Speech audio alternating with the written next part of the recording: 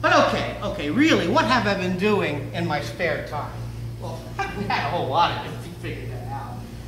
But for one thing, I've had to work really hard to get this damn marriage thing.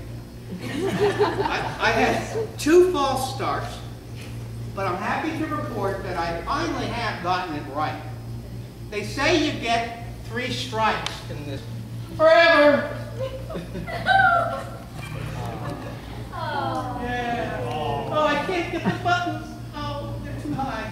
Anyhow, there's a home run that's hit, and everybody goes, wow! Very good. That's really, you did well there. I finally got it right. I read a personal ad seeking a, quote, intelligent, athletic, creative young woman who can explicate Hamlet's slurred soliloquy and turn a double playing softball.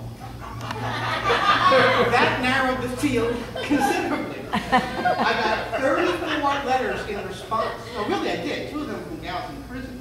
I still have them tucked away somewhere, just in case. But in truth, once I got Rhea's letter, it was over. I mean, smoke was coming out of that envelope. And the rest is history. I knew on our first date that she was the one.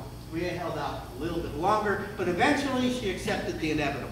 We were married on the winter solstice in 1991 in an all-up Elizabethan costume wedding. The guests had to come in costumes as well, in which Lord Bard won the hand of the fair Lady Avon by demonstrating feats of honesty, courage, and fidelity. And it would have put Beowulf and Hamlet to shame. We wrote our own ceremony. We took our theme colors from the John Keats poem, Eve of St. Agnes. The rose blendeth its odor with the violet. Solution sweet. This shot was taken at Paris Island at our son's graduation from Marine Boot Camp.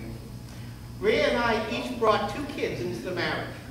Number 4 child, daughter Erin, is next to number 3 child, Lance Corporal Jonathan. Son Rick, number 2 child, is between Rhea and me, and grandson Tyler, who basically runs the operation, is in front. Some of you may actually have met child number 1, Kathy, at a Potpourri or Cocoa Beach High event.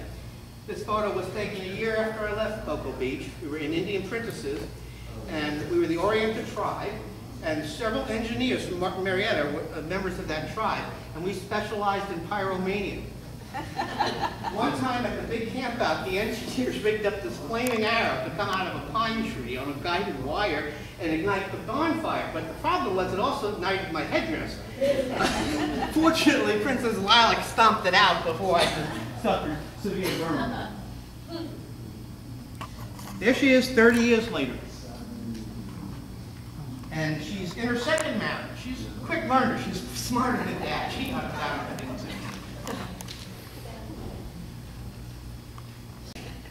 And when the latest barrage of social media hit the fan, I stuck my head in the tar, and I refused to participate. But I have to tell you, Facebook brought me back in touch with my friends, my family from Cocoa Beach High School. So you're now looking at a card-carrying, albeit amateur, Facebook subscriber. And as you can see, my grandson taught me texting. And while I do text in complete sentences with all the proper punctuation, I've actually gotten pretty good at it, although I still think texting represents the end of the English language as we once knew and loved it. But I draw the line at Twitter. Twitter, tweet.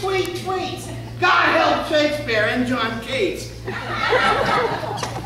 Seriously though, all the wonderful things that you said about me on Facebook, how I made a difference, how I had touched your lives, you cannot believe how wonderful that made me feel. But let me tell you something else. You touched my life just as much as I touched yours. Our years together at Cocoa Beach were special. We were honest. We were committed to truth. We trusted each other.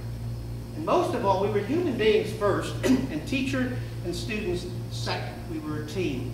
And I'm here to tell you, we were a damn good team. I have brought that same philosophy, those same values, to my role as a manager in aerospace. To be honest with you, I probably would have climbed the corporate ladder a little higher better if I hadn't held firm to those values. If I hadn't refused to play the games, do the politically correct thing, be the company man. Most of all, as a manager, I've trusted my employees, and I wanted them to trust me, just as we did back in the days of potpourri and wings of fancy when we faced issues like censorship. People don't trust you when you lie to them. They have a way of noticing that. Likewise, as a manager, when I'm told to foist the latest line of management crap on my employees, on my team, I won't do it. I remember the fire and the trust, the innocence, the idealism in the eyes of the potpourri staff, my students. And just then, as now, I told it like it is. Journalists don't lie. We tell the truth, and we hold to our principles.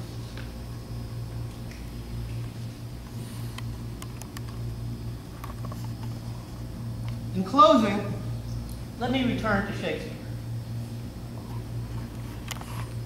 See if you can remember this one.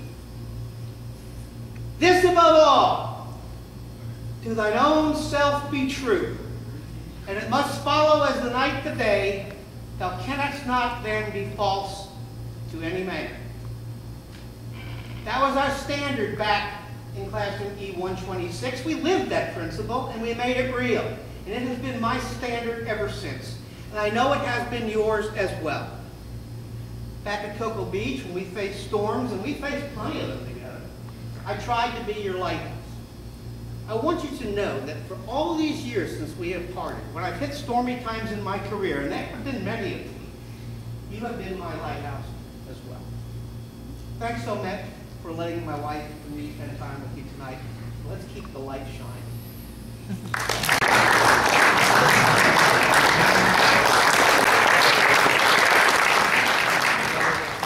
Thank you, Mr. Voss. That's great stuff, and it's wonderful to see you haven't lost your touch.